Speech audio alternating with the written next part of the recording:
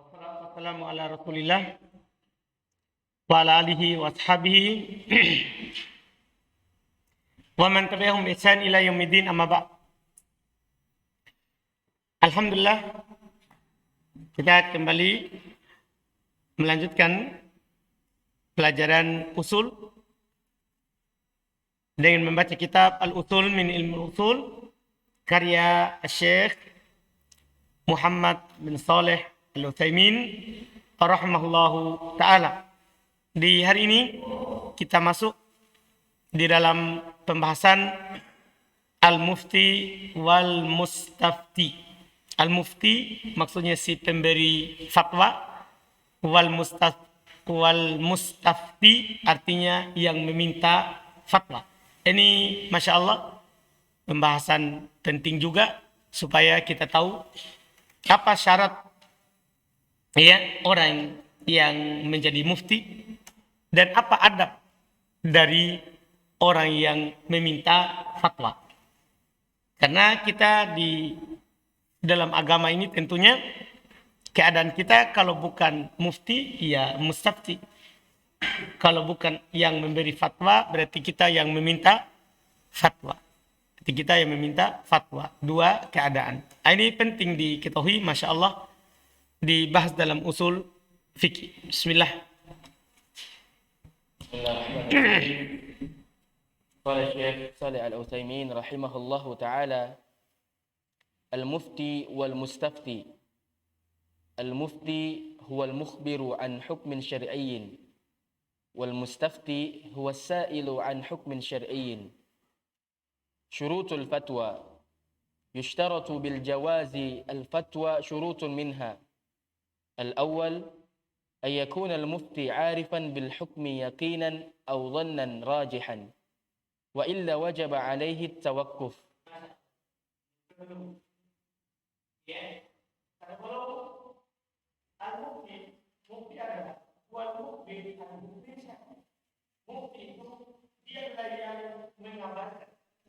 Memberitakan, yang menjelaskan hukum syar'i, itu namanya mufti.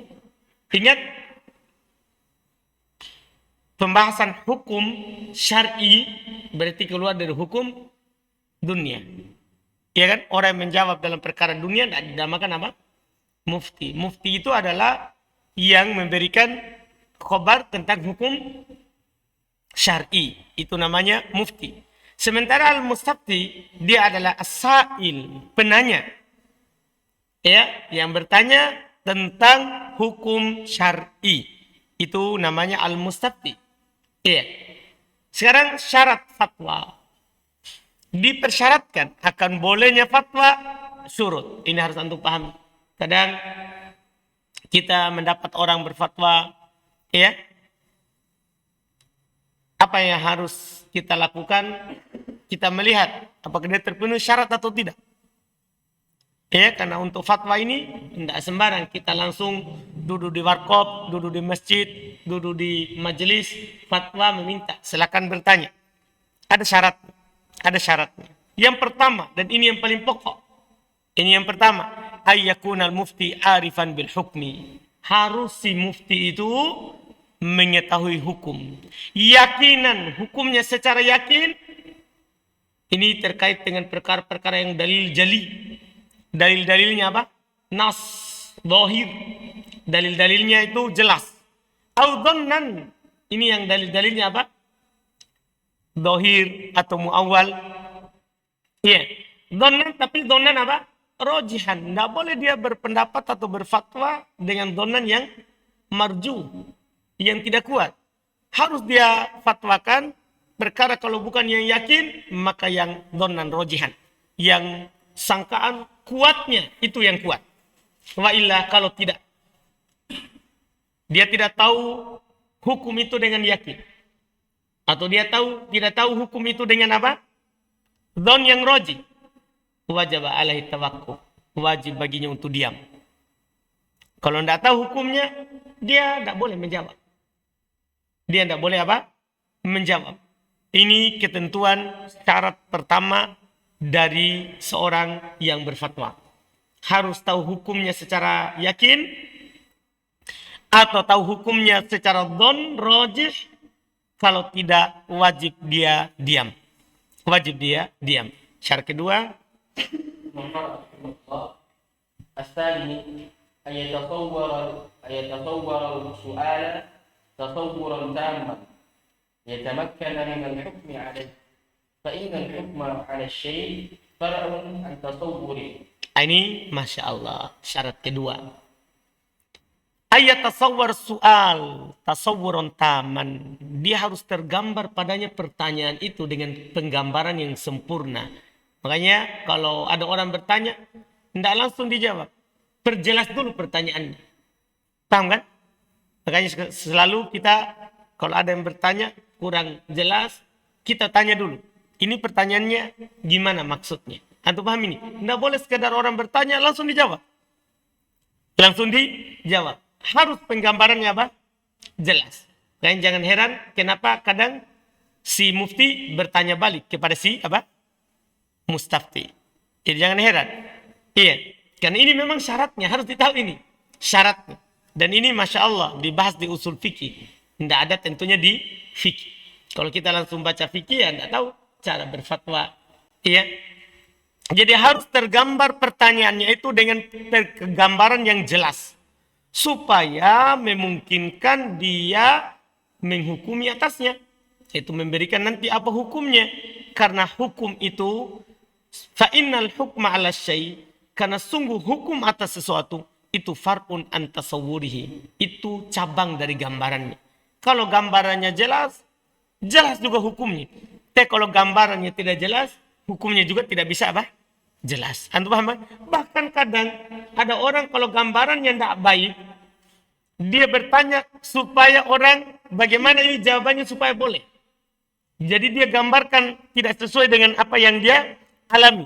Ini akan menjadikan jawaban itu tidak sesuai dengan hukum kenyataan. Ini bahayanya kalau penggambaran pertanyaannya tidak jelas.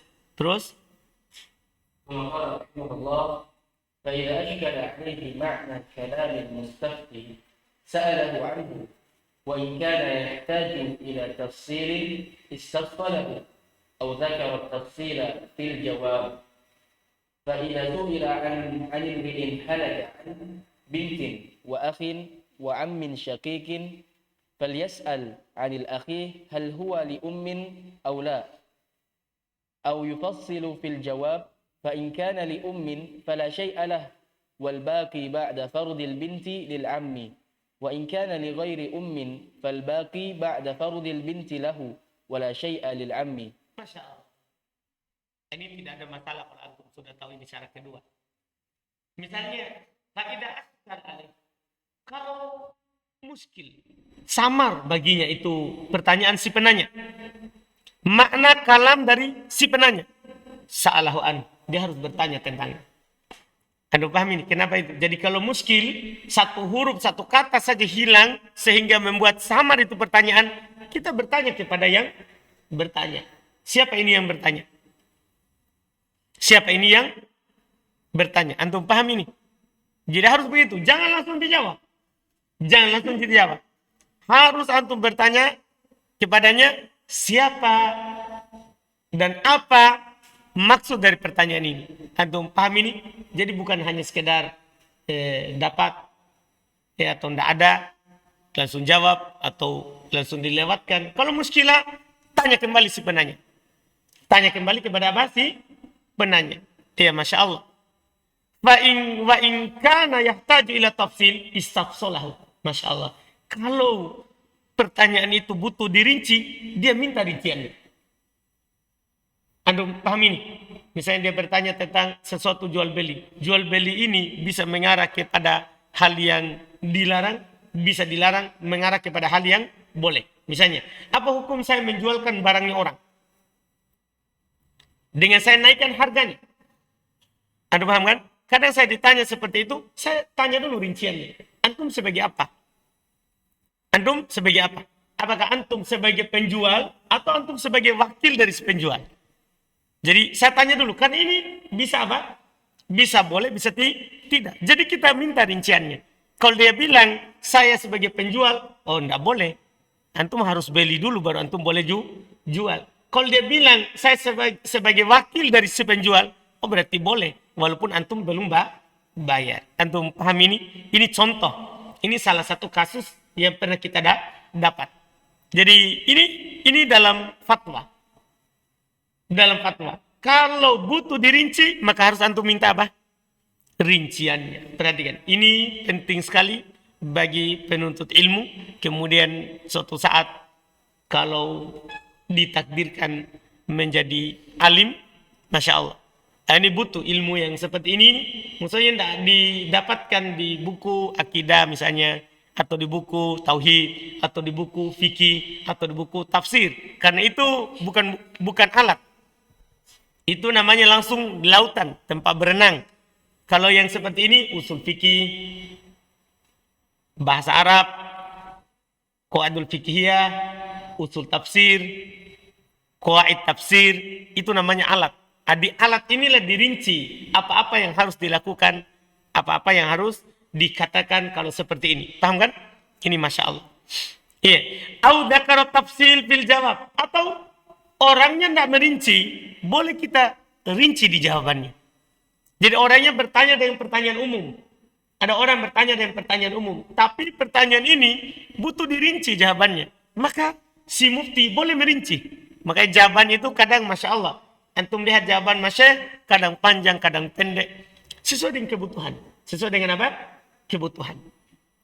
Iya. Fa'idha su'ila animri'in halaka an bin. Kalau ada seorang ditanya tentang seorang meninggal. Dia meninggalkan bin, anak perempuan, wa'ah, dan saudara, wa'am, syakik, dan paman dari pihak bapak, paman kandung. Anda paham kan? Paman kandung. Falyas al-anil akh. Maka dia harus bertanya tentang saudaranya. Apakah dia li'um atau la? Apakah seibu atau tidak? Karena beda ini. Yang didapat kalau seibu atau bukan seibu. Harus ditanya dulu. Ini kan mutlak dia bilang. Dia meninggalkan anak perempuan dan saudara dan ada paman kandung. Ini kata saudara. Bisa saja saudara seibu. Bisa saja saudara lain ibu. Sebapak. Satu bapak tapi beda ibu. Karena seorang itu bisa satu bapak tapi beda ibu. Bisa nggak? Bisa. Siapa tahu bapaknya punya 4 istri. Iya kan? Betul nggak? Ya, bisa saja. Iya, ternyata saudaranya beda ibu. Jadi dia harus tanya dulu. Au yufassil fil jawab. Atau langsung saja. Kalau ini saudara seibu, sekian. Kalau ini saudara sebapak, tidak seibu, sekian. Antum paham kan? Dia rinci dalam jawabannya. Jadi kalau penanya tidak rinci, sementara butuh rincian, di jawaban kita rinci. Paham kan? Di jawaban kita apa? Rinci. Fa in kana li fala syai'alah. Kalau saudara seibu, maka tidak ada dapat bagian untuknya. Wal baki ba'da fardil bin lil am. Berarti sekarang sisa 2 yang dapat harta warisan, yaitu anak perempuan dan saudara kandung dari bapak. Anu pahamin?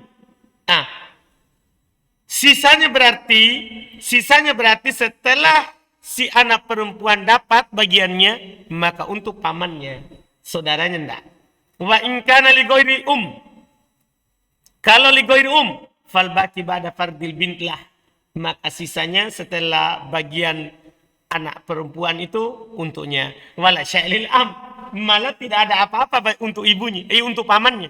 Tidak ada apa-apa untuk pamannya. Makanya ini butuh rincian.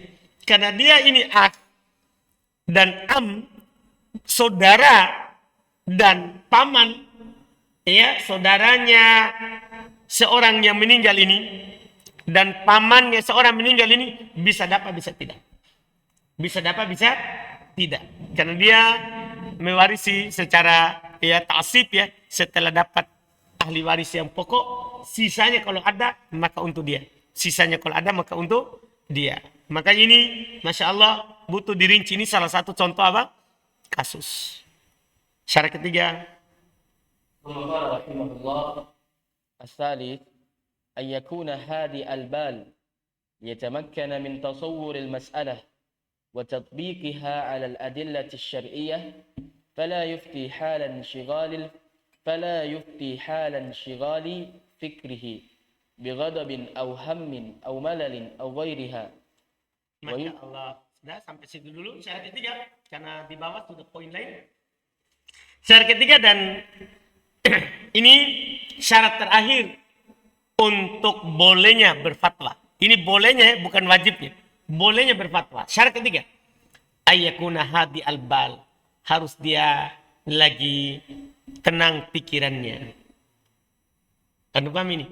Selalu kalau mau menjawab pertanyaan harus tenang pikiran, konsentrasi, tidak ada masalah. Kenapa? Supaya mungkin dia mampu menggambarkan masalah yang ditanyakan dan mempraktekkan pertanyaan itu di atas dalil-dalil syar'i. Masalah yang gini, kalau antum ditanya tentang sesuatu, ya, misalnya ditanya di masjid, antum lagi pikir masalah di rumah, mau gimana ini istriku, anakku, pusing, sibuk pikirannya, otomatis dalil tidak akan datang. Dalil gambaran dari si penanya itu tidak datang. Tapi kalau antum pikirannya tenang, itu dalil, walaupun antum tidak ingat lafadznya sempurna, antum akan ingat. Ini pernah ada dalam ayat ini atau hadis ini, pernah lewat begitu. Walaupun kadang tidak bisa dihadirkan dalilnya. Tapi kalau Masya Allah pikiran selalu tenang juga, memang kadang dalil itu hadir sendiri yang pernah kita dapat. Tapi paling sedikitnya bahwa antum jawab misalnya boleh atau tidak boleh, itu karena pernah antum dapat dalilnya. Hanya saja tidak bisa disebutkan. Cuman hadir pikiran. Ya, jadi pertanyaan dari si penanya, antum bisa praktekkan di atas dalil-dalil apa? Syar'i. Maka tidak boleh antum berfatwa ketika pikirannya antum sibuk. Apakah dengan godop, antum lagi marah, ya, auham, antum lagi gundah gulana, nah, sedih, atau malal, atau lagi bosan. Anda paham ini? Agoria atau selain. Nah, kadang, ya ini juga, tapi kadang resikonya, ya apa namanya, yang bertanya kadang apa? Yang ingin bertanya ini kadang apa? Dia tersinggung atau ini, ya padahal si mufti kalau dia ditanya tentang sesuatu lagi ada masalah, boleh dia menolak. Kapan saya tidak bisa dulu. Ya, tidak bisa dulu. Tidak harus begitu. Karena dia harus tenang pikirannya supaya tergambar masalahnya. Tidak bolehlah semuanya ya fatwa. Karena jangan sampai nanti itu muncul fatwanya tidak sesuai dengan gambaran syar'i. Ini syarat bolehnya. Sekarang syarat wajib berfatwa.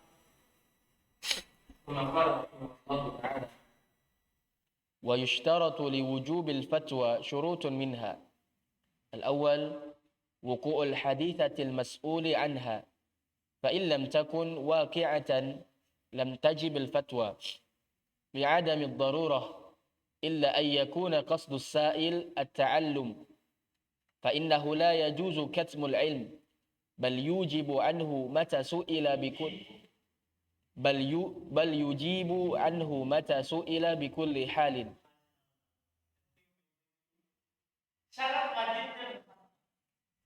Tadi syarat bolehnya apa? Berfatwa. Sekarang syarat wajibnya. Syarat dipersyaratkan beberapa syarat. Satu, wuku'ul hadits al-mas'ul anha. Lagi terjadi itu perkara yang ditanyakan kepadanya. Ini bertanya lagi terjadi. Gini, ada begini. Lagi terjadi. Lagi terjadi. Orang bertanya tentang hukumnya. Wajib untuk fatwa. Tentunya yang wajib ini yang terpenuhi syarat mufti. Ya kan? Iya. Fa'in lam takun waqi'atan lam tajibul fatwa. Kalau tidak terjadi, tidak usah difatwakan. Ada orang bertanya, pernah ditanya di parpol. Gimana kalau ada orang menikah, Anaknya ternyata sama bapaknya, ibunya ternyata sama anaknya. Di mana terjadi? Di film, sinetron, di film. Tidak terjadi di dunia nyata, apalagi sekarang ini. Mudah orang tahu ibu bapaknya di mana. Ya kan begitu. Jadi kita tidak fatwakan, tidak semua kita jawab. Iya.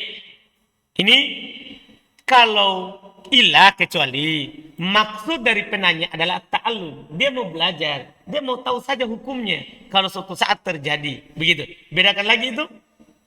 Kalau ada orang bertanya, belum terjadi, tidak wajib dijawab. Tapi kalau dia memang orang yang bertanya ini, dia maksudnya adalah ta'allum, mau belajar, ingin tahu hukumnya. Ingin tahu apa? Hukumnya. Maksudnya begitu. Iya, ingin tahu hukumnya. Maksudnya untuk belajar. Fa'innahu, iya, la yajuzu katmal ilm. Maka sungguh tidak boleh menutup ilmu. Ya kita kasih tahu. Ya kan? Iya. Bisa ada orang bertanya, apa itu ilmu usul fikih? Paham kan? Ya, ini di warkop tidak ada orang mau belajar, ya mau tidak ada kejadian ilmu usul fikih. Tapi dia ingin tahu saja, ingin belajar apa itu ilmu. Itu dijawabkan kan tidak boleh menutup apa? Ilmu. Bahkan dia jawab kapan ditanya bikuli hal di setiap keadaan.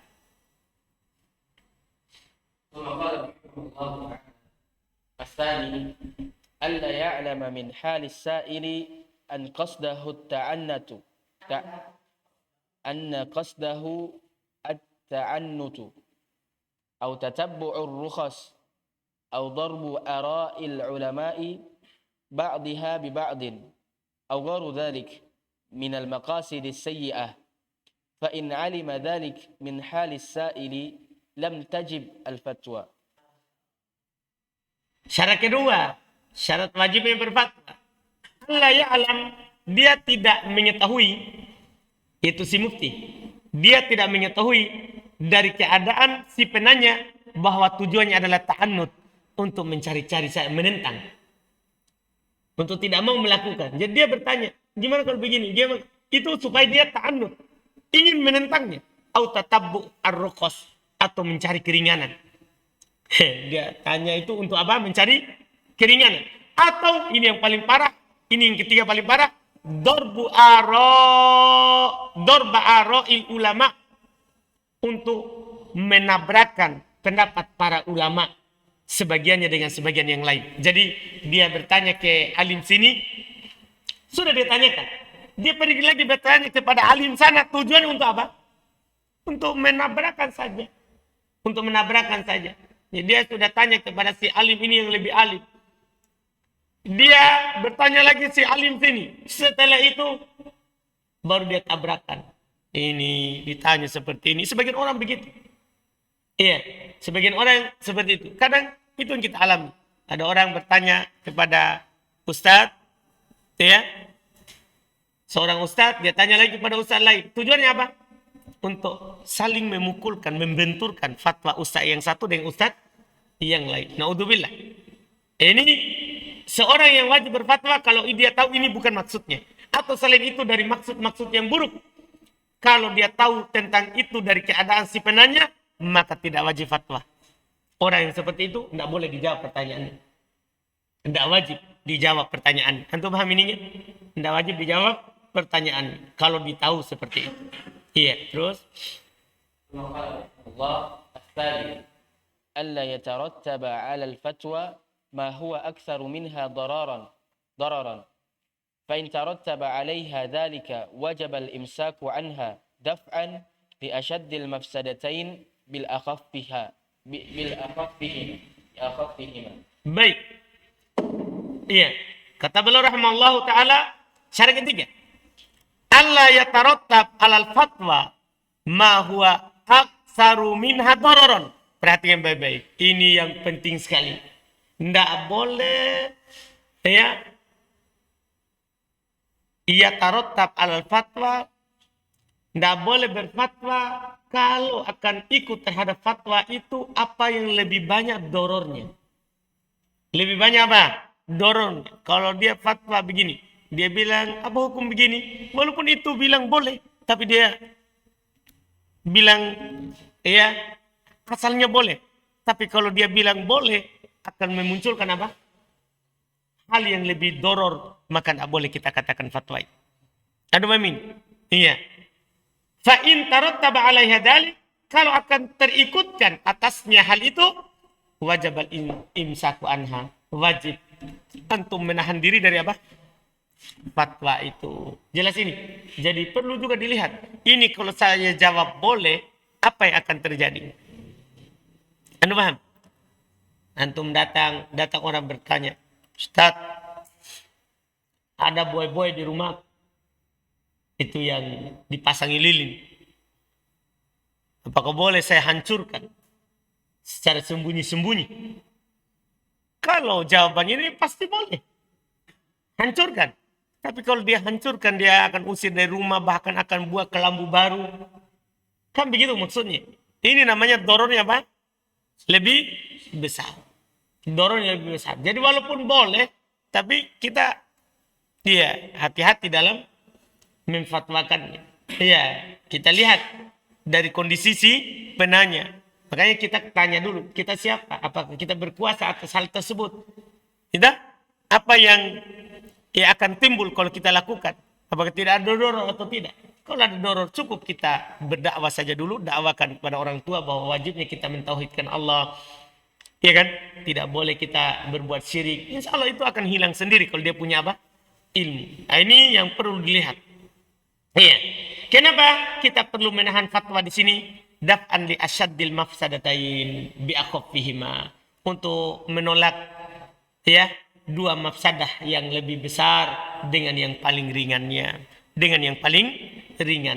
Ini baru dibilang irtikab akhafud dororoin. Kita mengambil doror yang paling ringan dari dua doror.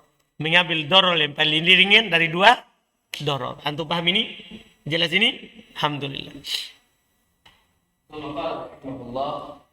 Ma yalzamul mustafti. Kalau dua tadi itu untuk mufti. Yang pertama syarat boleh berfatwa. Nah, kapan seorang boleh berfatwa? Antum paham ini? Itu yang pertama tadi. Antum boleh berfatwa kalau terpenuhi itu 3 syarat. Ini kasih tahu kepada orang-orang yang mau berfatwa. Harus dia tahu hukumnya. Harus tergambar pertanyaan. Harus hadir bal. Iya kan? Itu syarat boleh. Sekarang bagi si mustafti, orang yang bertanya, apa syarat-syaratnya? Apa yang harus ada padanya? Baik, kata beliau. ثم قال رحمه الله يلزم المستفتي أمور الأول أن يريد باستفتائه الحق والعمل به لا تتبع الرخص لا تتبع الرخص لا تتبع الرخص وإبحاق المفتي وغير ذلك من المقاصد السيئة.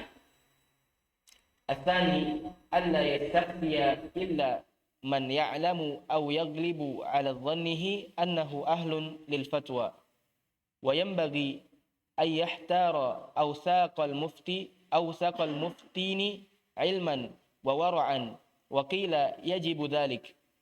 الثالث أن يصف حاله وصفا صادقا دقيقا كقول السائل إن نركب البحر ونحمل معنا القليل من الماء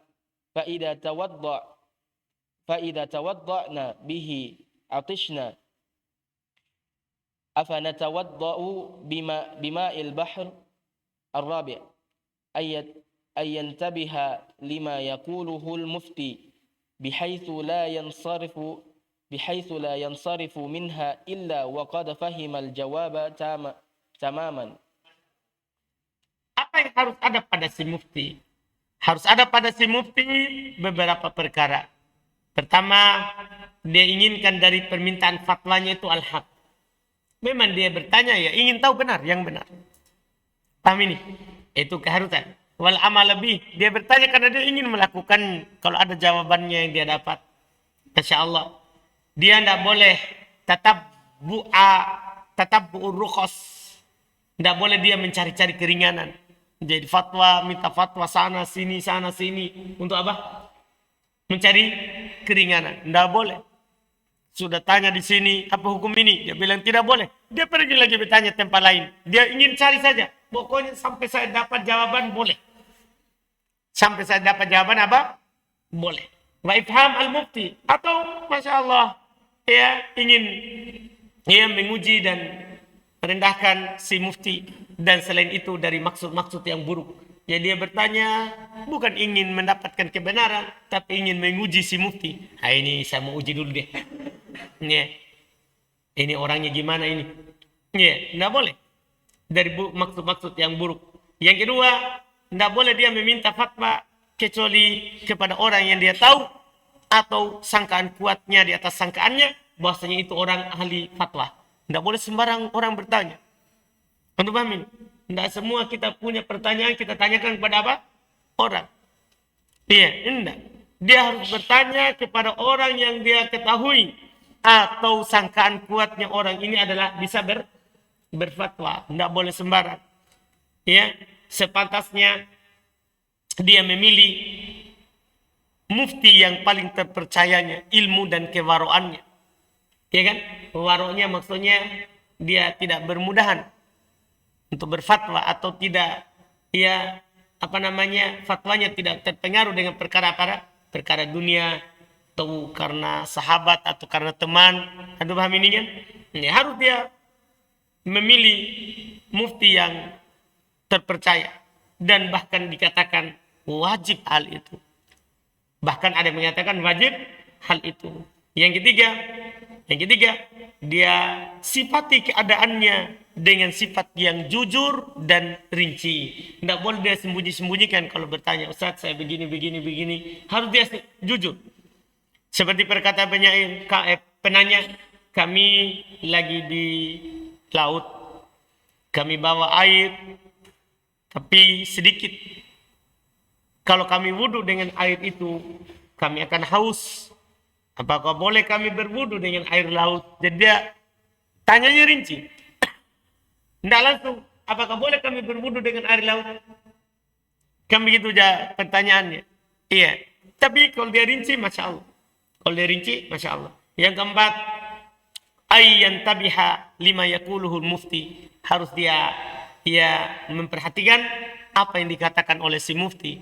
Tidak boleh dia bertanya, setelah itu tidak dia perhatikan apa yang dijawab. Iya oleh si mufti. Itu dari sisi dia tidak boleh pergi kecuali setelah paham jawaban itu secara apa? Sempurna. Jangan sampai nanti dia salah penukilan. Oh saya pernah bertanya tentang ini. Terus dijawab begini. Padahal dia belum paham secara apa? Sempurna. Kemudian berikutnya. Kata beliau rahimallahu ta'ala. Ya di pembahasan berikutnya adalah al-ijtihad. Al-ijtihad. Ini juga penting Masya Allah. Pembahasan al-ijtihad. Apa artinya ijtihad? Sekarang beliau akan jelaskan alhamdulillah. ثم قال رحمه الله تعالى الاجتهاد تعريفه الاجتهاد لغة بذل الجهد للإدراك أمر شاق واصطلاحا بذل الجهد لإدراك حكم شرعي والمجتهد من بذل جهده لذلك. Selalu kita dengar ini kan perkara ijtihad. Apa itu ijtihad? Anda paham ini kan? Ijtihad pengertiannya, ijtihad secara bahasa adalah badlul juhdi, mengerahkan kemampuan liidraki amrin syaq, untuk mendapatkan perkara yang susah. Itu namanya berijtihad. Itu kita bersungguh-sungguh untuk mendapatkannya. Itu namanya apa? Berijtihad. Iya, secara istilah adalah badlul juhdi liidraki hukmin syar'i, mengerahkan segenap kemampuan untuk mendapatkan hukum apa? Syar'i. Jadi ini perkara apa hukumnya? Boleh atau tidak? Kita buka buku ulama, kita kaji ayat, kita kaji buka tafsir, kita buka syarah hadis, kita kerahkan kemampuan kita untuk mendapatkan hukum apa? Syar'i. Itu namanya apa? Berijtihad. Bukan hanya sekedar menurut saya boleh, menurut saya tidak boleh. tanpa dia cari apa? Hukumnya bukan. Hati-hati. Iya, ini kan ijtihad saya. Siapa kamu? Oh, ternyata baru kenal dakwah atau ikhwah lama, belum pernah belajar. Kan paham? Orang berijtihad itu adalah orang yang bersungguh-sungguh dalam mencari hukum syar'i. Enggak sembarang orang bilang ini ijtihad saya. Iya, enggak sembarang. Iya, kamu sudah cari enggak hukumnya dengan sungguh-sungguh? Nah, ini yang perlu. Banyak orang hanya ngomong saja ya dengar orang bilang. Iya, tanpa dia tahu apa artinya itu. Nah, sementara al-mujtahid. Nah, sekarang orangnya. Kalau tadi kan perbuatannya. Apa itu al-mujtahid? Man badala judahu lidalik. Siapa yang mengerahkan kemampuannya untuk mendapatkan hal tersebut. Itu untuk mendapatkan hukum syar'i. Untuk mendapatkan hukum syar'i. Ah, sekarang syurut al-ijtihad. ثم قال رحمه الله شروط الاجتهاد للاجتهاد شروط منها الأول أن يعلم من الأدلة الشرعية ما يحتاج إليه في اجتهاده كآية الأحكام أو أحاديثها. Nah, perhatikan ini. Masya Allah. Ini syaratnya. Syarat berijtihad. Jangan sampai ada yang sembarang. Tiba-tiba saya mau berijtihad. Ini harus tahu dulu ini syaratnya. Ya, supaya kita tidak sembarang kita berijtihad. Tiba-tiba kita posisikan diri kita sebagai ahli ijtihad. Iya, saya ini sudah mujtahid. Ya, padahal namanya mujahid. Iya. Kan? Jelas ini. Gara-gara namanya mujahid, setelah dia bilang sudah bisa berijtihad. Apa syaratnya? Harus antum tahu, Masya Allah. Pertama, ayya'lama, harus dia tahu, dia punya ilmu dari dalil-dalil syar'i apa yang dia butuhkan dalam berijtihadnya itu. Seperti ayat-ayat hukum dan hadits-haditsnya. Antum paham ini? Minimal harus antum tahu. Minimal kalau antum tidak hafal, antum bisa ingat kemana saya harus buka ini. Antum paham ini? Jadi harus antum tahu tentang ayat-ayat hukum. Itu pertama. Dan hadits-hadits apa? Hukum yang antum butuhkan dalam ijtihad itu. Antum ditanya tentang mahram. Misalnya ini. Apakah anak tiri itu mahram? Begitu pertanyaannya. Antum harus tahu. Ini saya kembali ke ayat apa? Di surat apa yang saya harus cari? Kalau antum nggak hafal ini. Antum paham ini? Oh, ini kayaknya tentang mahram. Saya kembali ke surah An-Nisa misalnya. Antum paham ini? Tentang warisan antum ditanya. Antum harus tahu ayat hukum tentang warisan. Kalaupun antum dah hafal, antum tahu tempatnya supaya segera dibuka. Antum bisa paham ini? Ini syarat pertama. Syarat pertama. Harus antum tahu dalil syar'i. Sekarang orang tiba-tiba tidak ada belajarnya. Tidak tahu dalil syar'i di mana dia mau ambil. Di mana kamu dapat? Google. Paham saya ketik, saya dapat. Iya. Dia sudah bisa berijtihad. Dia sudah bisa berijtihad. Nah, harus dia tahu itu. Itu syarat pertama. Syarat kedua. ثم قال رحمه الله الثاني أن يعرف ما يتعلق بصحة الحديث وضعفه كمعرفة الإسناد ورجاله وغير ذلك. Berat syarat kedua. Kita akan menjadi ahli taklid kalau ini. Syarat kedua, dia harus tahu apa yang terkait dengan sahihnya hadis dan dhaifnya. Paham kan? Berarti dia sudah belajar ilmu mustalah hadis. Ilmu mustalah hadis. Tentunya ilmu mustalah hadis itu dipelajari kalau antum sudah belajar bahasa Arab. Harus dia tahu tentang sahihnya hadis, ilmu sahihnya hadis dan dhaifnya. Seperti harus dia tahu sanad. Iya, sanad bersambung, sanad terputus. Ini orang ketemu dengan setelahnya atau tidak. Harus dia tahu. Warijaluh, dia harus tahu tentang rijalnya. Perawi-perawi hadis itu. Jangan sampai dia menukil hadis misalnya. Di dalam sanadnya ada rawi yang tidak kuat hafalannya. Dia membawakan hadis, ternyata di dalam sanadnya misalnya ada Abdullah bin Lahiyah. Abdullah bin Lahiyah, lemah hafalannya. Sehingga dia bercerita dari hafalannya, setelah terbakar bukunya lemah hadisnya. Tapi dia sampaikan. Iya kan? Dia tidak tahu orangnya, rijalnya. Dan selain itu, syarat yang ketiga. ini tambah sulit. ثم قال رحمه الله الثالث أن يعرف الناسخ والمنسوخ ومواقع الإجماع حتى لا يحكم بمنسوخ أو مخالف للإجماع. Harus dia tahu ayat yang menghapus dan yang dihapus. Jangan sampai dia berfatwa pakai ayat yang sudah dihapus. Wah, kan Allah sudah hapus hukumnya, dia fatwakan hukumnya. Iya. Dan harus dia tahu mawaqi' al-ijma', tempat-tempat yang sudah terjadi padanya ijma'. Itu hati-hati. Jangan sampai nanti dia menghukumi sesuatu dengan sebuah hukum yang sudah dihapus. Atau malah menyelisih apa? Ijma'. Hati-hati menyelisih ijma'. Hati-hati menyelisih ijma'. Karena kita sama dengan mengatakan berarti kesepakatan sebelumnya adalah di atas kebatilan.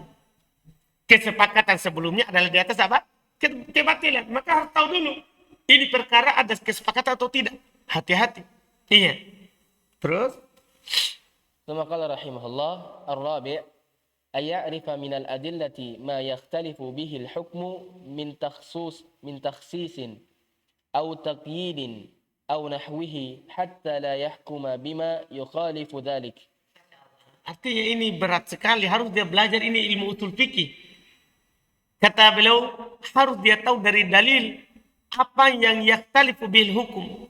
Apa yang berbeda dengannya hukum. Dari pengkhususan atau takyid atau yang semisalnya sampai sehingga dia tidak menghukumi apa yang menyelisih itu. Jadi harus tahu, ini dalil. Kenapa kita tidak berpendapat sesuai dengan yang itu? Karena sudah dikhususkan. Anda paham ini? Karena sudah dikhususkan. Itu dia harus tahu. Apa dalil pengkhususnya? Iya, ini syarat keempat. Syarat kelima. Syarat kelima ini yang berat. Yang membuat banyak yang gugur. Dari fatwa-fatwa mufti-mufti dunia maya dan selainnya. Ini syarat kelima ini. Iya, walaupun syarat dari 1 sampai 4 itu tadi sudah berat. Tapi yang kelima ini yang paling berat. ثم قال رحمه الله الخامس أن يعرف من اللغة وأصول الفقه ما يتعلق بدلالة ألفاظ كالعم والخاص والمطلق والمقيد والمجمل والمبين ونحو ذلك ليحكم بما تقتضيه تلك الدلالات. Masya Allah. Harus dia tahu dari bahasa Arab. Syarat kelima, harus dia tahu bahasa Arab. Harus dia tahu usul fikih. Tidak cukup bahasa Arab. Harus dia tahu bahasa Arab. Harus dia tahu usul fikih. Ma yata'allaqu bidalalatil alfat. Dan apa yang terkait dengan kandungan lafaz. Seperti umum, khusus, mutlak, muqayyad, mujmal, mubayyan. Ini di usul fikih semua ini. Dan selain dari itu, supaya dia menghukumi sesuai dengan kandungan lafaz itu. Supaya dia menghukumi sesuai dengan kandungan apa? Lafaz itu. Syarat keenam. ثم قال رحمه الله السادس أن يكون عنده قدرة يتمكن بها من استنباط الأحكام من أدلتها. Syarat keenam, harus ada padanya kudrah, kemampuan yang membuat dia mampu untuk memetik istimbat, memetik hukum dari dalilnya. Ini dia baca dalil. Mampu nggak dia petik hukumnya? Karena tidak semua orang yang punya hafal bisa memetik hukum dari apa yang dia hafal. Harus dia punya kemampuan itu. Terus selesai terakhir. والاجتهاد قد يتجزأ فيكون في باب واحد من أبواب العلم أو في مسألة من مسائله.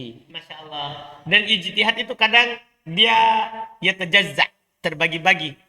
Kadang dia di dalam satu bab dari bab-bab ilmu atau dalam satu masalah dari masalah ilmu. Tidak apa-apa.